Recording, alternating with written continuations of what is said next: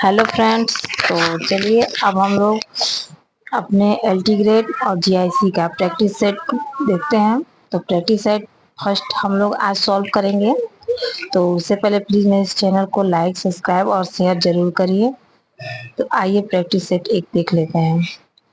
तो चलिए पहला क्वेश्चन है कि शरीर की सूक्ष्मतम जीवित इकाई किसे कहते हैं। तो क्या है, ऊतक है, कोशिका, तंत्रिका और इनमें से सभी। तो पहला नंबर क्वेश्चन का हो जाएगा आंसर बी। कोशिका जो होती है सूक्ष्मतम जीवित इकाई मानी जाती है शरीर की। ठीक है, अब हम लोग देखते हैं नेक्स्ट क्वेश्चन। नेक्स्ट क्वेश्चन है कि असंख्य छोटी छोटी इकाइयां जो जीवधारियों के शरीर की रचना करती हैं का नाम सर्वप्रथम कोशा रखा गया, जिसका श्रेय क्या है।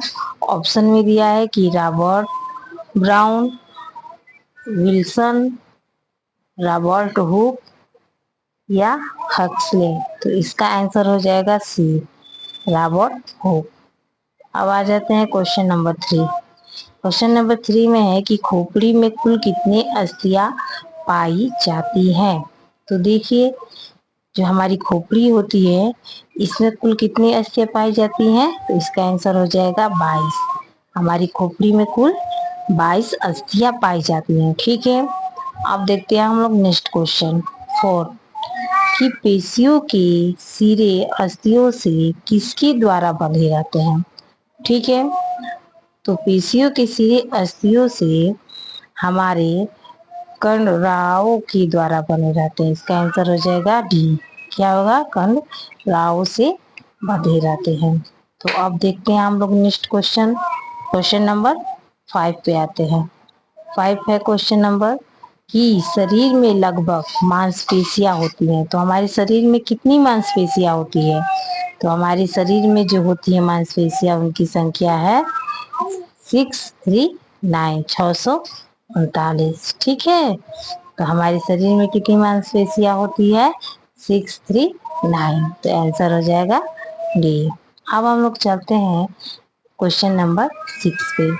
क्वेश्चन नंबर 6 है कि हमारे शरीर में मुंह से लेकर मल द्वार तक मार्ग को कहते हैं। मतलब मुंह से लेकर और मल द्वार तक जो मार्ग है उनको हम क्या कहते हैं। तो इसका आंसर हो जाएगा सी, आहार नाल हो जाएगा। इसका आंसर क्या हो जाएगा, सी हो जाएगा, आहार नाल। ठीक है, अब आ जाते हैं क्वेश्चन नंबर 7। तो क्वेश्चन नंबर 7 में देखते हैं कि लाल रस में कौन सा कीन्ह पाया जाता है। तो लाल रस में कौन सा कीन्ह पाया जाता है। तो इसका आंसर हो जाएगा रेनिन की पेप्सिन, टाइलिन, स्टार्च। इसका आंसर हो जाएगा सी, टाइलिन।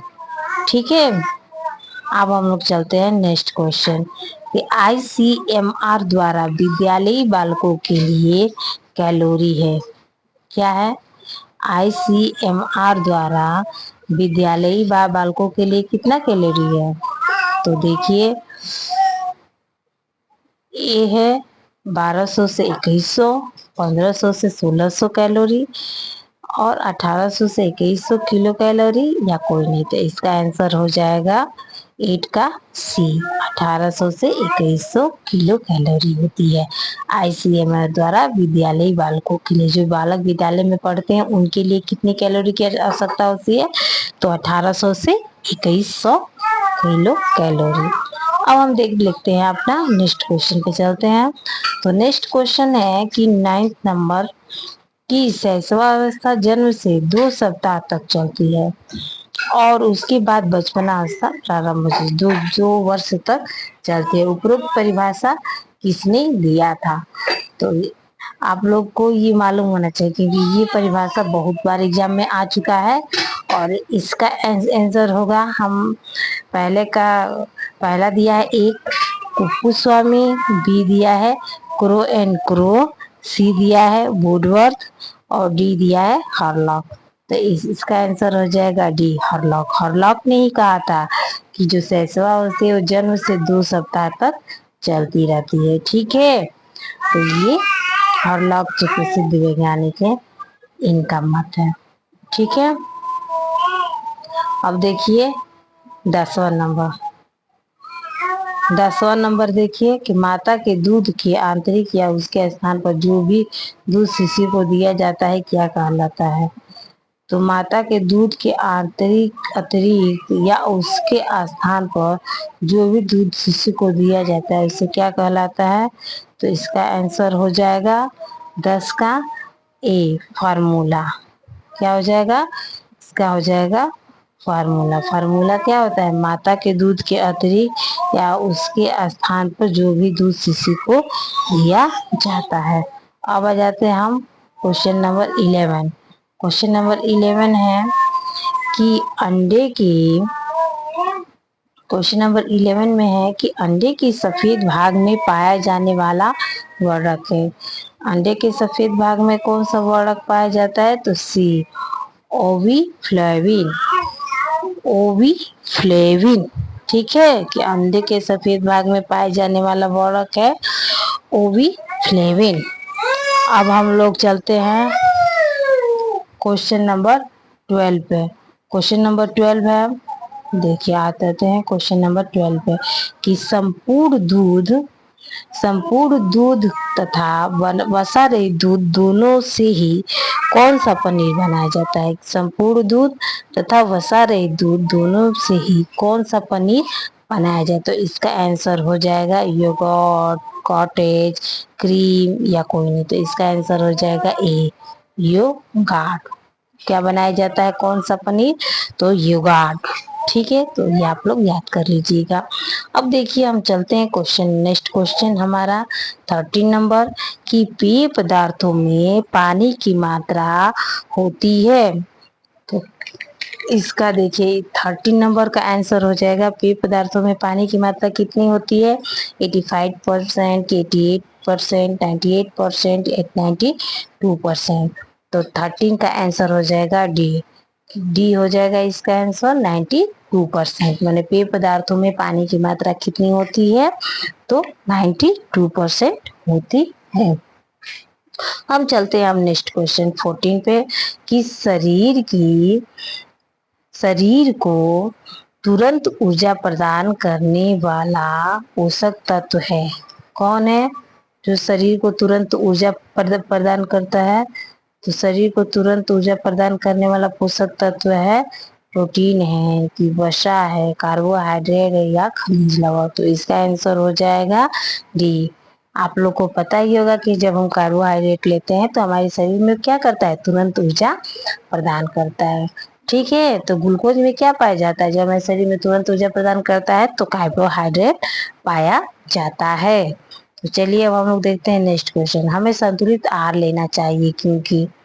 तो नेक्स्ट क्वेश्चन है कि हमें संतुलित आहार लेना चाहिए क्योंकि क्या होता है? 15 नंबर, क्योंकि यह स्वादिष्ट होता है, इस आहार संबंधी समस्त अवस्थाएं पूरी हो जाती है, इससे स्वास्थ्य ठीक रहता है, इसमें सौंदर्य की वृद्धि होती है। तो देखिए इसका आंसर हो जाएगा क्वेश्चन नंबर 15 का आंसर हो जाएगा बी।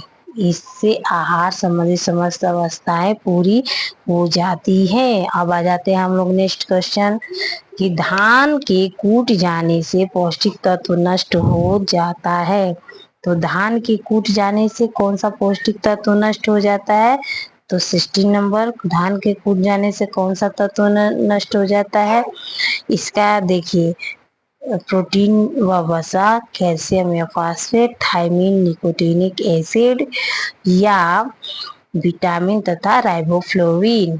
तो इसका आंसर हो जाएगा सी। क्या हो जाएगा? थायमिन तथा निकोटिनिक एसिड। ठीक है, अब चलते हैं हम लोग 17।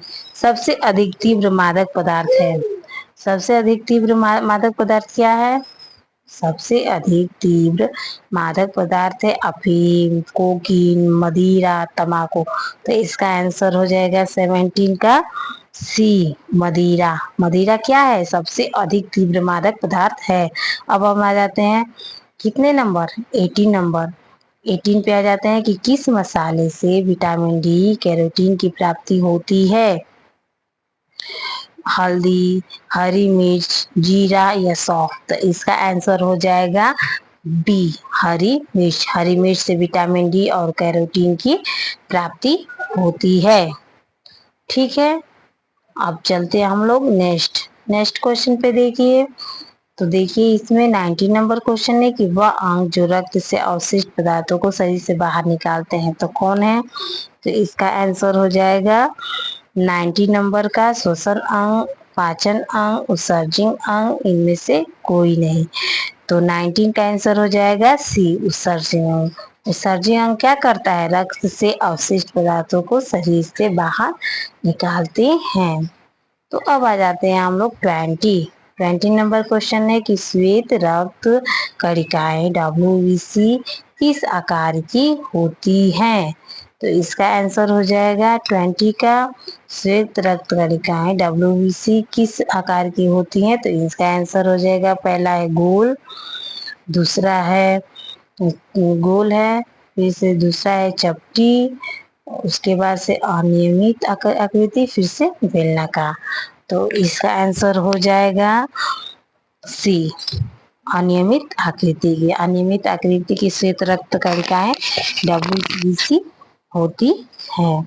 तो अब हम लोग देखते हैं, हम चलते हैं नेक्स्ट क्वेश्चन पे 21 की कोबाल्ट की अधिकता से लाल रक्त कणिकाएं WBC की संख्या में हो जाती है, क्या हो जाती है। कोबाल्ट कोबाल्ट की अधिकता से लाल रक्त कणिकाएं WBC की संख्या में हो जाती है, क्या हो जाएंगी। कमी होगी, वृद्धि होगी, दोनों होगी या समी। तो इसका आंसर हो जाएगा 21 का बी, क्या हो जाएगी, कोबाल्ट की अधिकता से लाल रक्त कणिकाओं में वृद्धि हो जाएंगी। तो अब हम लोग चलते हैं क्वेश्चन नंबर 22 क्या है कि विटामिन D3 जिसे 7D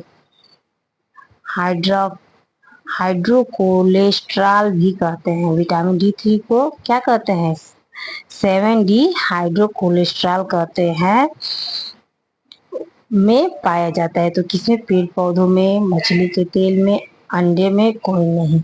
तो 22 नंबर का आंसर हो जाएगा बी, मछली की तेल में पाया जाता है। ठीक है, अब चलते हैं हम लोग नेक्स्ट क्वेश्चन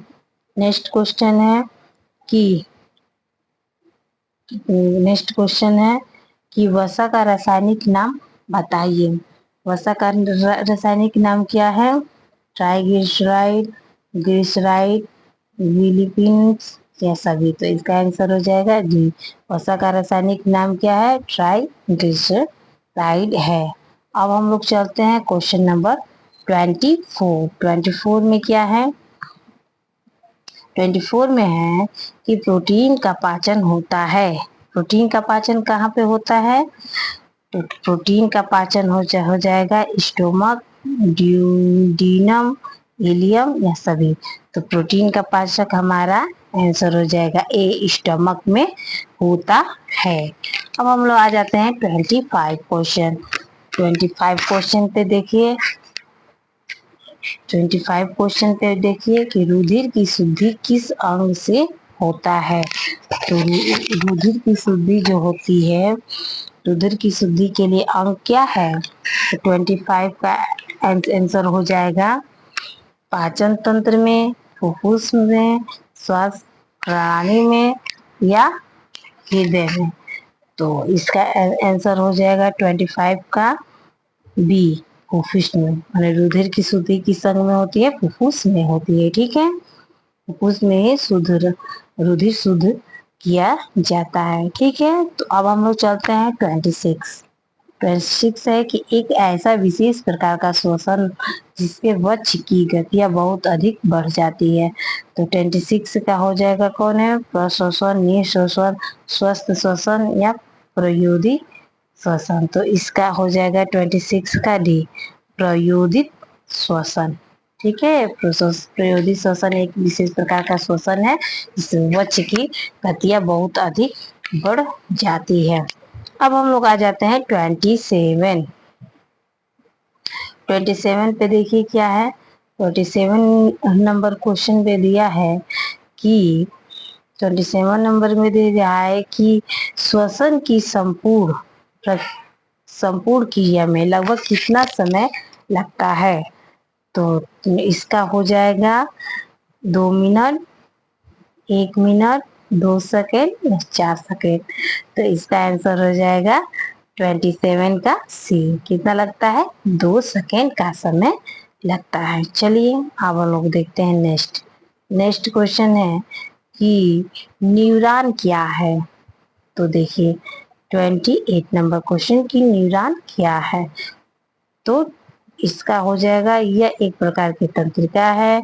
तंत्रिका कोशिका में पाई जाने वाला द्रव्य पदार्थ है। यह सूत्रों सहित तंत्रिका कोशिका है। पतले धागों की एक जाल है। तो 28 का हो जाएगा सी। यह सूत्रों सहित तंत्रिका कोशिका है। यह सूत्रों सहित तंत्रिका कोशिका को हम लोग क्या कहते हैं? न्यूरॉन कहते हैं। ठीक है। अब देखिए 29 क्वेश्चन। 29 है कि मस्तिष्क की तीनों झिल्लियों को संयुक्त रूप से कहते हैं। मस्तिष्क की तीनों झिल्लियों को संयुक्त रूप से क्या कहते हैं? तो इसका आंसर हो जाएगा, देखिए इसको कहते हैं, पहला है संयुग्मन, फिशर, मेनिंडीज, माइनिन। तो इसका आंसर हो जाएगा सी, मेनिंडीज। तो मस्तिष्क की तीनों झिल्लियों को संयुक्त रूप से मेनिंडीज कहते हैं। ठीक है। अब हम लोग आ जाएंगे 30 नंबर क्वेश्चन।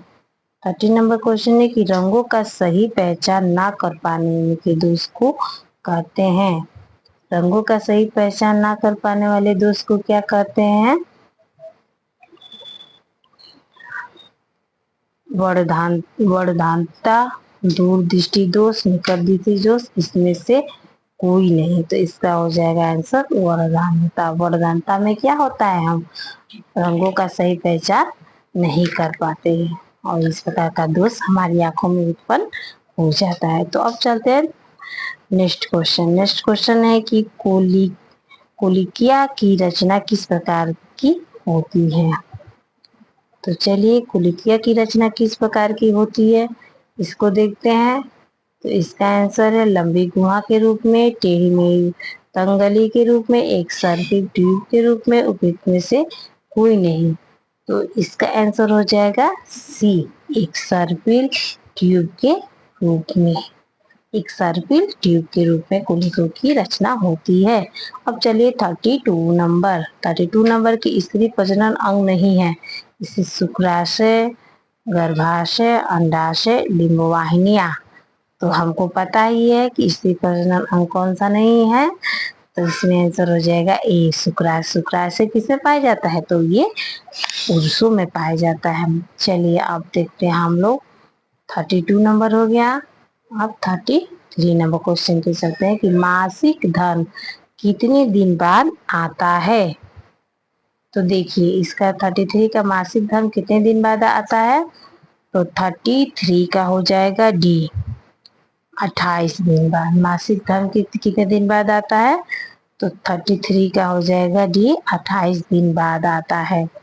ठीक है। अब चलते हैं हम लोग देखते हैं 34 नंबर क्वेश्चन कि नर मनुष्य शुक्राणु जनन की क्रिया किस हार्मोन द्वारा तीव्र होती है। तो इसका आंसर हो जाएगा, पहला है लुटिनाइज हार्मोन, इलेक्ट्रोनिक हार्मोन, फॉलिक्यूलिक हार्मोन, उपयुक्त सभी। तो 34 का हो जाएगा सी, फॉलिक्यूल उत्तेजक हार्मोन। ठीक है। तो अब हम लोग देखते हैं नेक्स्ट क्वेश्चन कि नलिका विहीन ग्रंथि है।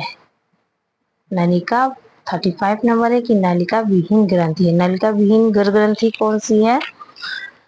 तो 35 का हो जाएगा पीयूष, थाइमस, एड्रिनल, इनमें से सभी। तो 35 का हो जाएगा ए। 35 का क्या हो जाएगा डी, इनमें से सही भी क्या है? नलिका विहीन पीयूष है, एड्रिनल है और थाइमस, ये तीनों क्या है? नलिका विहीन ग्रंथियां है। ठीक है, अब हम लोग चले जाते हैं नेक्स्ट क्वेश्चन की। नेक्स्ट क्वेश्चन है कि अच्छे स्वास्थ्य के संदर्भ में किसका महत्व है? अच्छे स्वास्थ्य के संदर्भ में किसका महत्व है? अच्छी आदतों का, घरेलू स्वच्छता का, शारीरिक स्वच्छता का, इन सब का। तो अच्छी स्वास्थ्य के संदर्भ में हमारा जो महत्व है वो है कि इन सबका, मतलब अच्छी आदतें भी होनी चाहिए, घरेलू स्वच्छता भी होनी चाहिए और शारीरिक स्वच्छता, ये तीनों हमारे लिए महत्वपूर्ण है। तो हम लोग चलते हैं अब नेक्स्ट क्वेश्चन 37 कि वायु में प्रमुख किस भाग निष्क्रिय गैस का होता है? तो 37 का हो जाएगा, 37 का कितना है? ऑक्सीजन, नाइट्रोजन, ओजोन या कार्बन डाइऑक्साइड। तो वायु में प्रमुख भाग किस निष्क्रिय गैस का होता है? तो वो है हमारा बी, नाइट्रोजन गैस का होता है। ठीक है, अब हम लोग आ जाते हैं 38 कमरे के अच्छे संवहन के लिए आवश्यक है। तो 38 नंबर, कमरे के अच्छे संवहन के लिए क्या आवश्यक है? एक खिड़की तथा एक दरवाजा, एक खिड़की तथा एक रोशनदान व एक दरवाजा, परगामी संवातन व्यवस्था, कूलर की व्यवस्था। तो 38 का आंसर हो जाएगा सी, परगामी संवातन की व्यवस्था अगर सही है तो कमरे में अच्छे श्वसन के लिए जो आवश्यक है। पिस्सू कहाँ रहते हैं? अब हम लोग देखते हैं 39 पिस्सू कहाँ रहते हैं? कूड़े में, जानवर के शरीर में, गंदे पानी में या चारपाई में? तो 39 का हो जाएगा बी, जानवर के शरीर में पिस्सू पाए जाते हैं। अब हम लोग चलते हैं नेक्स्ट क्वेश्चन की सुलभ शौचालय एक उत्तम एवं आदर्श शौचालय है क्योंकि क्योंकि देखिए इसमें है कि क्योंकि इसमें मल की द्वारा समाप्त कर दिया तो वह इस प्रकार की दुर्गंध विषैली गैस नहीं बनती है। ठीक है, या और देखिए बी, बी दिया है कि वातावरण में प्रदूषण का भय नहीं रहता है, इसे दूषित पानी से नदी का पानी भी गंदा नहीं होता है, उपयुक्त सभी। तो इसका आंसर हो जाएगा डी, उपयुक्त सभी। अब चलते हैं 41 है घरेलू स्तर पर जल को शुद्ध करने की उपयुक्त विधि है। घरेलू स्तर पर जल को शुद्ध करने की उपयुक्त विधि है क्या है? उबालना, आसवन, अवक्षेपण, क्लोरोनिक कलर, क्लोरोनिक कलर। तो इसमें हो जाएगा 41 का हो जाएगा, 41 का क्या हो जाएगा? ए हो जाएगा, उबालना। जल को शुद्ध करना हम घरेलू तौर पे किसे करते हैं? उबाल कर ही ना करते हैं। उबाल कर पानी पीना हमारे लिए क्या है? लाभदायक है। तो चलते हैं 40 नंबर 2 की अशुद्ध जल के माध्यम से कौन सा रोग हो सकता है? तो 42 का हो जाएगा सी, हैजा। अशुद्ध जल के माध्यम से कौन सा रोग हो जाएगा? तो हो जाएगा हैजा। ठीक है, अब चलते हैं नेक्स्ट क्वेश्चन 43 की जन स्वास्थ्य शिक्षा के सक्रिय संगठन है। जन स्वास्थ्य शिक्षा के सक्रिय संगठन केंद्रीय स्वास्थ्य मंत्रालय, राज्य स्वास्थ्य विभाग, राज्य स्वास्थ्य विभाग तथा स्थानीय निकाय, उपयुक्त सभी। तो 43 का हो जाएगा डी, उपयुक्त सभी हमारे जन स्वास्थ्य शिक्षा के सक्रिय संगठन में आते हैं। अब आ जाते हैं 44 की भूमिगत जल में एक ऐसा कौन सा लक्षण पाया जाता है जो कि बहुत से चर्म रोगों को दूर कर देता है? तो इसका आंसर हो जाएगा भूमिगत जल में कैल्शियम, लोहा, गंधक या सोडियम। तो इसका आंसर हो जाएगा सी, गंधक। ठीक है, गंधक जो भूमिगत जल में पाया जाता है जो बहुत सारे चर्म रोगों को दूर कर सकता है। अब चलते हैं 45 नंबर है कि 45 रोग वाहक किसे कहते हैं? ठीक है, रोग वाहक किसे कहते हैं?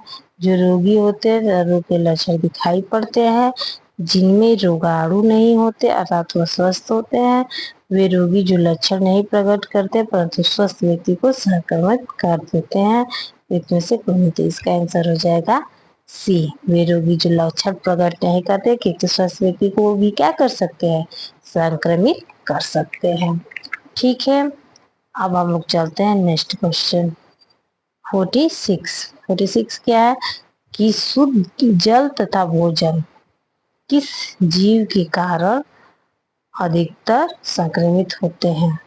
तो 46 का हो जाएगा पिस्सू, मक्खी, मच्छर या चूहे। तो इसका आंसर हो जाएगा बी, मक्खी, जो क्या होती है ज्यादा जीव, ऐसी जीव है जो जल और भोजन को क्या करती है, अधिकतर संक्रमित करती है।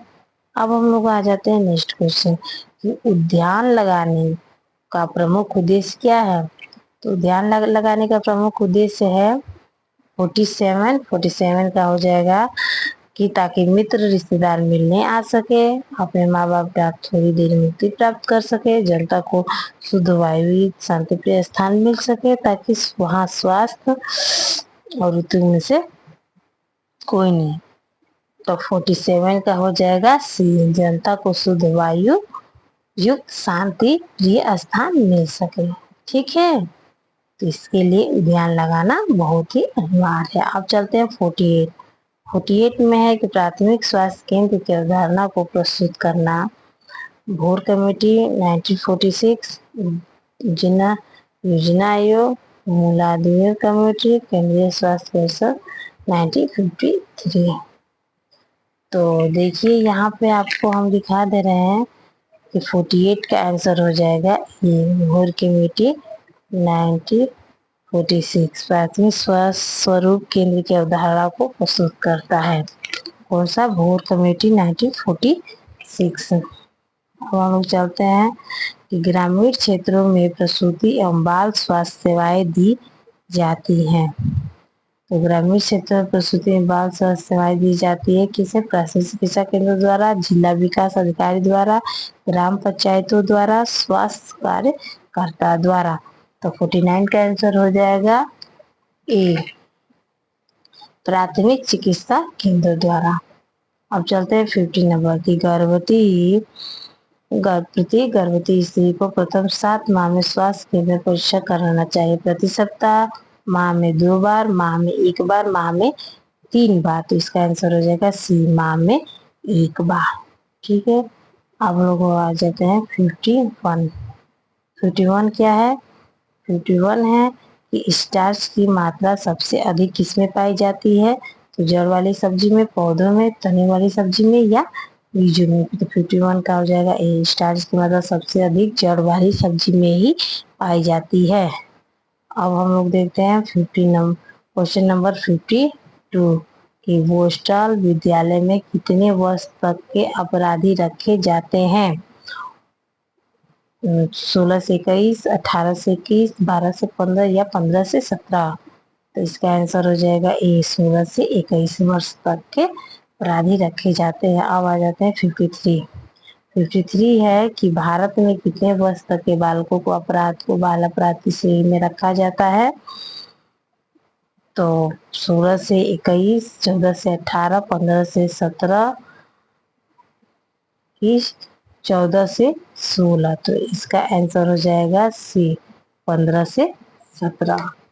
ठीक है,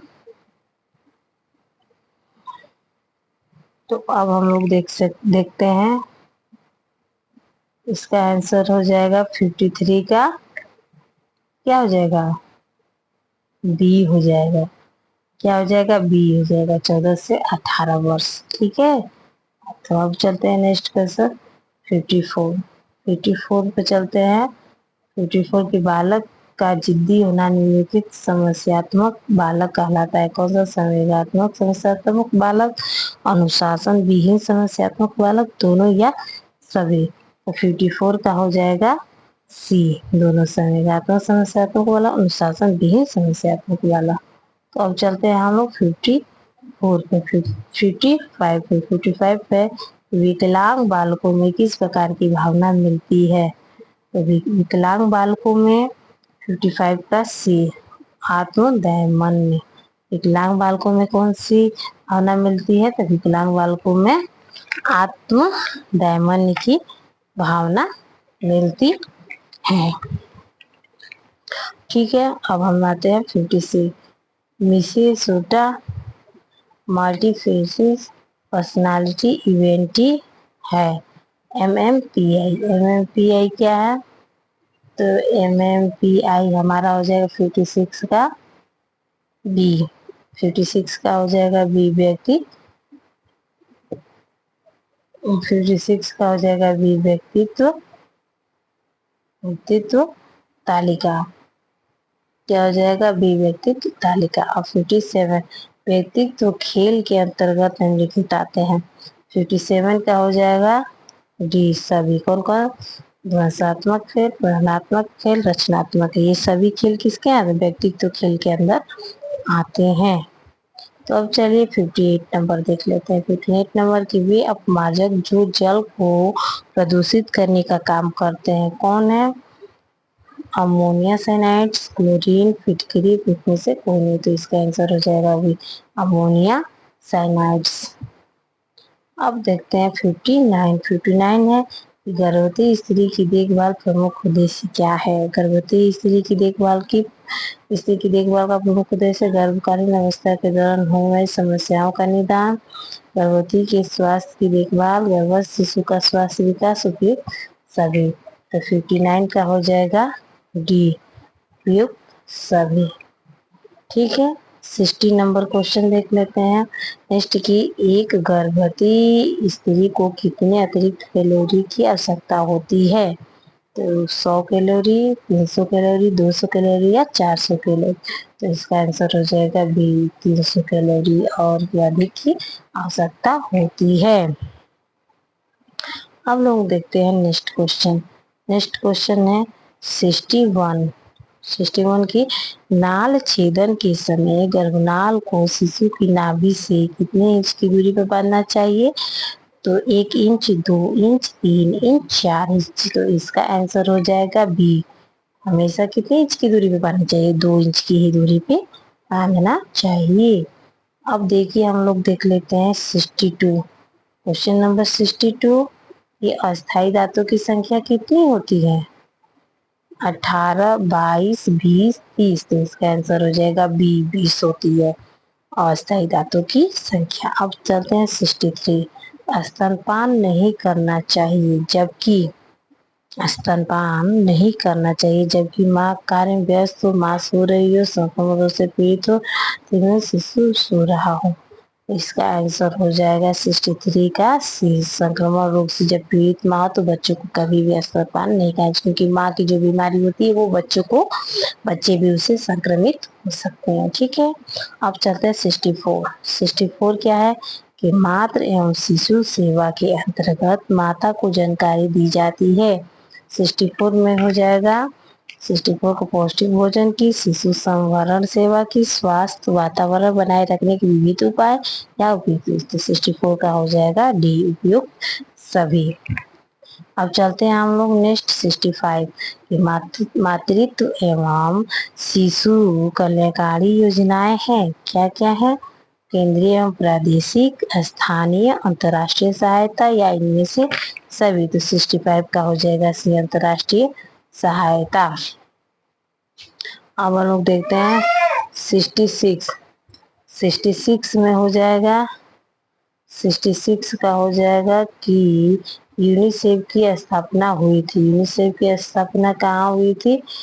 तो इसका देखिए 1944, 1945, 1946 या 1949। तो इसका आंसर हो जाएगा सी 1946। 67 कि बैचलर की वृद्धि परीक्षा में निम्न वर्ग आते हैं। तो 67 का हो जाएगा सी दोनों। कौन कौन से? किशोर वर्ग और वैक्स वर्ग, दोनों ही बैचलर की वृद्धि परीक्षा में आते हैं। अब हम लोग चलते हैं 68 नंबर देखते हैं कि सामाजिक व्यवहार के अंतर्गत बालकों को सबसे पहले किस व्यवहार प्रतिमान अनुकरण करना सिखाता है? तो हाव भाव, भाषा, मुखाकृति या कोई नहीं। तो इसका आंसर हो जाएगा सी मुखाकृति। अब चलते हैं 69 कि गुणसूत्रों के 22 जोड़ों को कहते हैं ऑटोसोम्स, जाइगोट, ब्लास्टोसिस्ट या डीएनए। तो इसका आंसर हो जाएगा ए। क्या कहते हैं? ऑटोसोम्स। ठीक है, अब चलते हैं यौनावस्था। यौनावस्था को विभाजित किया गया 2 अवस्थाओं में, 3 अवस्थाओं में, 4 अवस्थाओं में या 5 अवस्थाओं में। तो इसका आंसर हो जाएगा ये 2 अवस्थाओं में। ठीक है, यौनावस्था को कितने अवस्था में विभाजित किया गया है? तो 2 अवस्थाओं में। अब चलते हैं क्वेश्चन नंबर 70। 70 क्या है कि मानव शरीर में सबसे अधिक लंबी अस्थि कौन सी है? तो देखिए, मानव शरीर सबसे लंबी अस्थि है प्रांगडास्थि, जघास्थि, अंतर्जघांसा या बहिर्जघांसा। तो इसका आंसर हो जाएगा 71 का बी, जघास्थि में जांघ की जो हड्डी होती है सबसे लंबी अस्थि मानी जाती है। अब हम लोग चलते हैं 72 पे। 72 है कि ऐसे तंतु जिनके पानी के प्रति सदिशता ना हो उन्हें कहते हैं, उन्हें क्या कहते हैं? तापसुमन, हाइड्रोफिलिक, संश्लेषित या हाइड्रोफोबिक। तो इसका आंसर हो जाएगा डी, हाइड्रोफोबिक कहते हैं। ठीक है, अब चलते हैं नेक्स्ट कि कौन सा पोषक तत्व गर्भस्थ शिशु में संग्रहित होता है? तो इसका आंसर हो जाएगा vitamin C, vitamin D, vitamin A या फ्रूट में से कोई नहीं। तो इसका आंसर हो जाएगा सी, विटामिन ए। गर्भस्थ शिशु में कौन सा विटामिन ही संग्रहित रहता है। तो अब हम लोग चलते हैं 74 कि बालवाड़ी कार्यक्रम की शुरुआत किस वर्ष हुई थी? 1968 से 70, 76 से 78, 71 से 71 या 78 से 80। तो इसका आंसर हो जाएगा बी, 70 से 71। ठीक है, अब चलते हैं यूनिसेफ कार्य करती है। तो यूनिसेफ किसके लिए कार्य करती है? वृक्ष और महिलाओं के लिए, बच्चों वृक्षों के लिए, महिलाओं मरीजों के लिए, बच्चों एवं महिलाओं के लिए। तो इसका आंसर 75 का हो जाएगा डी, बच्चों और महिलाओं के लिए यूनिसेफ कार्य करती है। हम लोग देखते हैं जापानी पुष्पसजाई के बाना में सबसे बड़ी टहनी घोतक होती है। 76 का क्या हो जाएगा? 76 का हो जाएगा स्वर्ग की, मनुष्य की, पृथ्वी की, इनमें से कोई नहीं। जापानी पुष्पसजाई के बाना में सबसे बड़ी टहनी किसकी घोतक होती है? तो 76 का हो जाएगा ए, स्वर्ग की। ठीक है, अब त्रिआयामी शिक्षा सामग्री का उदाहरण क्या है? त्रिआयामी कंप्यूटर और टेलीविजन, चार्ट और रेखा चित्र, प्रतिरूप और वस्तुएं, नेलोर बोर्ड या मैग्नेटिक बोर्ड। तो 77 का हो जाएगा सी, प्रतिरूप और वस्तुएं। क्या है? त्रिआयामी शिक्षा सामग्री के उदाहरण है प्रतिरूप एवं वस्तुएं। तो अब देखिए, हम लोग वसा में घुलनशील विटामिन है। तो वसा में घुलनशील विटामिन कौन सी है? ए, डी, ई के, बी कम्प्लेक्स और सी, B1 B2 इनमें से कोई नहीं। तो 78 का हो जाएगा वसा में ए, डी, ए। इसका आंसर हो जाएगा ए, डी, ई के। ठीक है, ए, डी, ई के क्या होती है? वसा में घुलनशील विटामिन होती है। और चलते हैं 79। अपगार स्कोर नापता है। अपगार स्कोर क्या रहता है? जन्म भार, त्वचा का पीलापन, श्वसन दर या हृदय गति। तो 79 का हो जाएगा 79 का ए, जन्म भार। अपगार स्कोर क्या नापता है? जन्म भार को नापता है। अच्छा, अब चलते हैं हम लोग 80 नंबर कि किस व्यक्ति का बॉडी मास इंडेक्स दर्शाता है कि वह क्या है? बीमार है, मोटा है, कुपोषित है, उसकी लंबाई वजन सही अनुपात में है।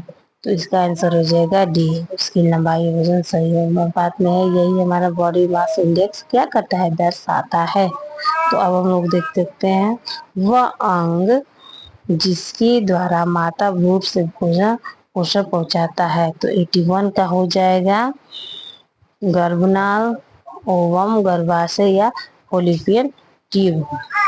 इसका आंसर हो जाएगा ए, गर्भनाल। गर्भनाल वह अंग है जिसके द्वारा माता से भ्रूण को पोषण पहुंचता है। अब 82 है गृह विज्ञान शब्द वास्तविक अर्थ है। गृह विज्ञान शब्द का घर का विज्ञान, गृह कला या गृह अर्थशास्त्र या घर से संबंधित विज्ञान। तो 82 का आंसर हो जाएगा, इसका अर्थ हो जाएगा डी, घर से संबंधित विज्ञान, वैज्ञानिक ज्ञान को ही हम क्या कहते हैं, गृह विज्ञान कहते हैं।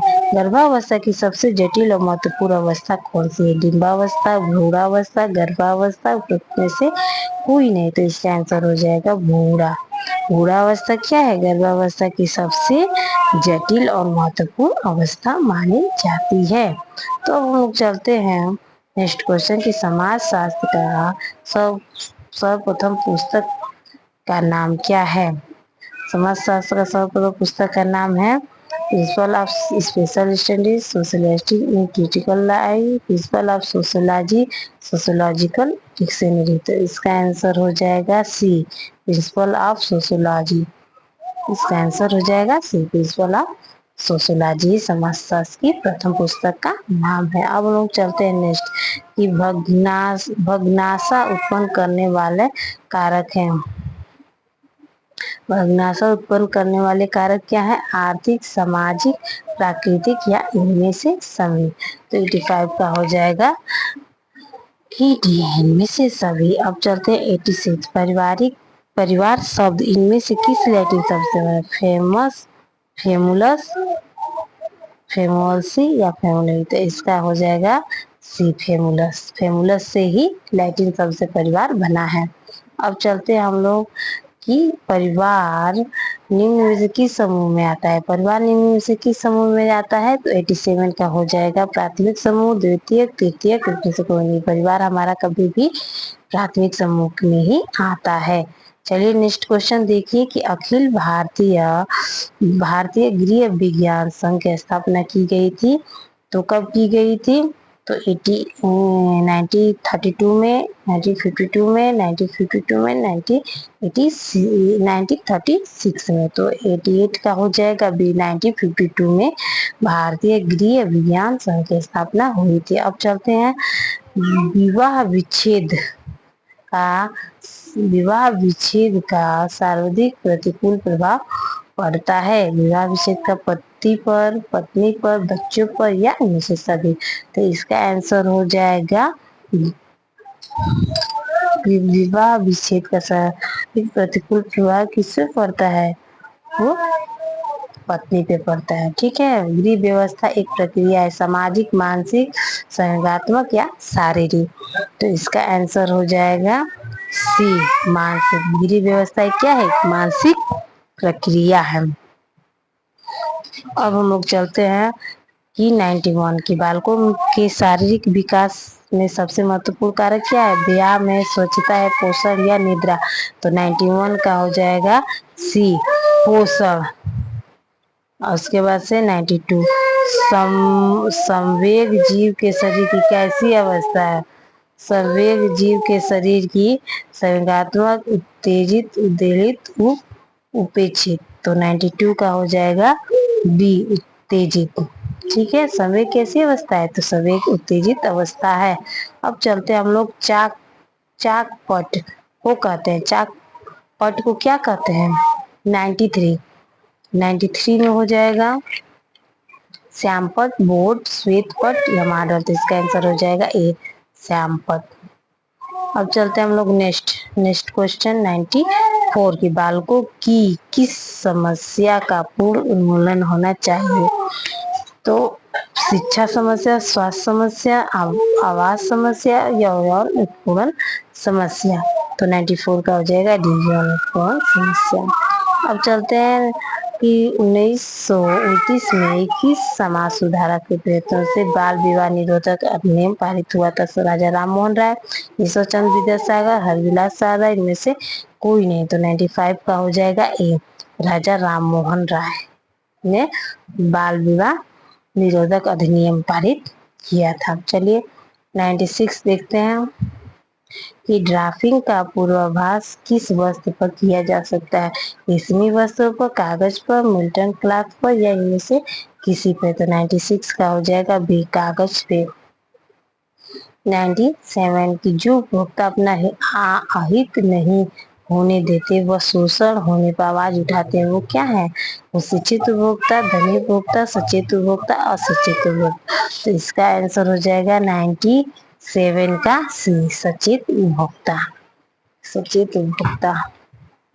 तो 97 के बाद सब हो जाता है 98 नंबर की बालक का मानसिक स्वास्थ्य निर्भर करता है परिवार पर, समुदाय पर, विद्यालय पर या उपरोक्त सभी। तो 98 का हो जाएगा उपरोक्त सभी पर, सब परिवार, समुदाय, विद्यालय सब पे बालक का मानसिक स्वास्थ्य निर्भर करता है। तो अब हम लोग देखते हैं 99 चेचक रोग फैलता है चेक विषाणु के द्वारा, जीवाणु के द्वारा, प्रोटोजोआ से या सभी।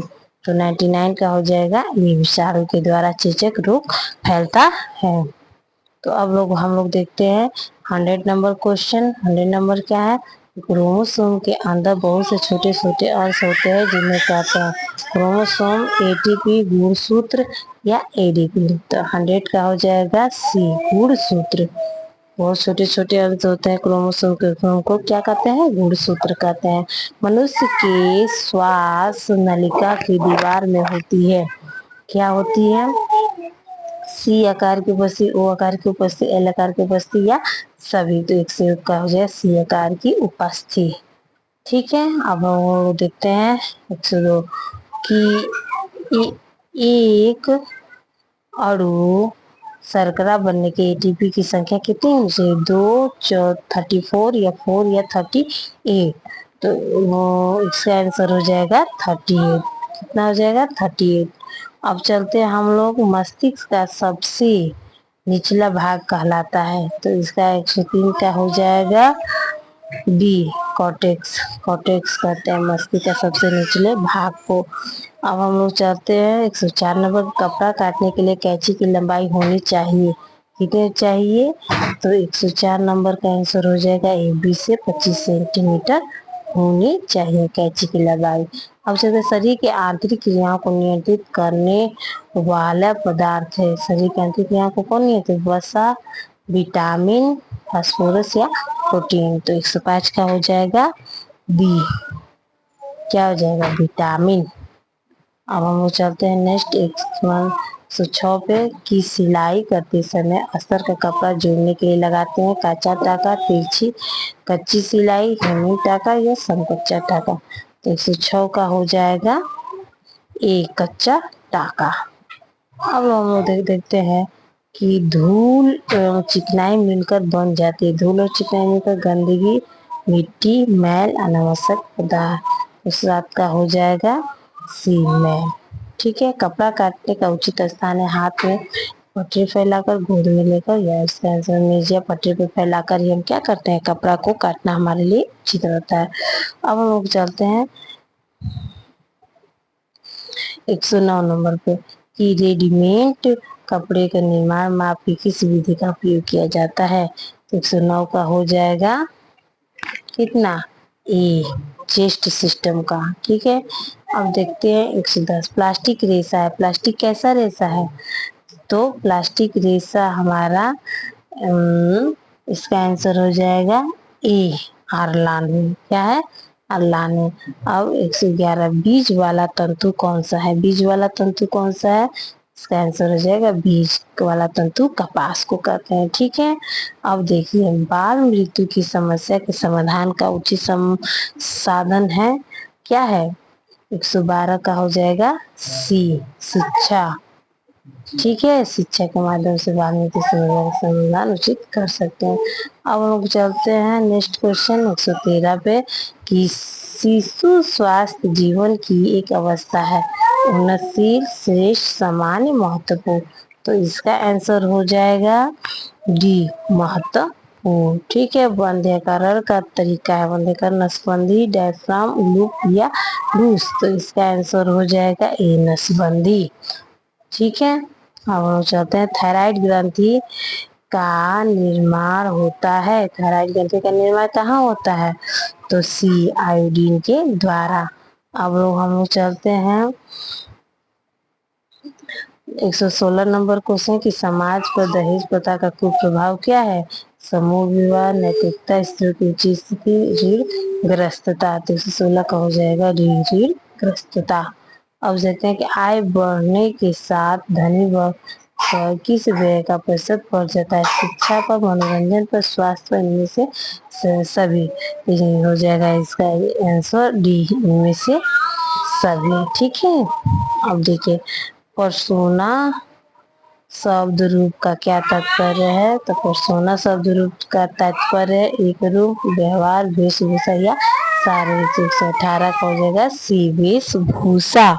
तो अब लोग देखते हैं कि परिवार की जीवन की प्रारंभिक पाठशाला के नाम से किसे संबोधित करते हैं, तो इसका आंसर हो जाएगा, किसने कहा है, तो दुर्खिम मैक्स वेबर या मैक्स वेबर या इस प्लूटो या अरस्तु। तो इसका हो जाएगा सी, प्लूटो और अरस्तु। ठीक है, अब हम देखते हैं कि शुद्ध तरल तरल आहार का प्रकार नहीं है। शुद्ध तरल आहार का प्रकार क्या नहीं है, कच्ची नारियल का पानी, खिचड़ी, ग्लूकोज का पानी या बरले का पानी। का आंसर हो जाएगा बी, खिचड़ी। ठीक है, तो इस प्रकार से हम लोगों ने प्रैक्टिस सेट कंप्लीट कर लिया। ये practice set integrate, GIC, TGT, PGT सबके लिए अनिवार्य है। तो प्लीज चैनल को सब्सक्राइब और लाइक जरूर करिए। धन्यवाद।